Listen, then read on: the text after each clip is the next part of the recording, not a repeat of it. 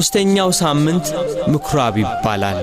የጸሎት ቤት በየሰንበቱ ሕዝቡ ሁሉ በምኩራብ ይሰበሰብ ነበር። ጌታችን ኢየሱስ ክርስቶስ አይሁድ በሚሰበሰቡበት ምኩራብ እየገባ ወንጌልን ያስተምር፣ ሕሙማንን ይፈውስ ነበር። ይህ ሳምንት ጌትነቱ የሚነገርበት ሳምንት ነው።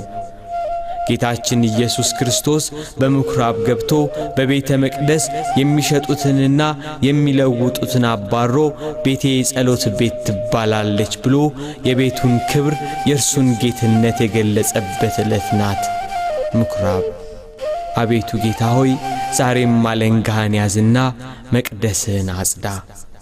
የበግ ለምድ የለበሱ ተኩላዎች በክርስትና ስም በመቅደስህ ሻጭና ለዋጭ ሆነዋልና አለንጋህን ይዘህ መቅደስህን አጽዳ።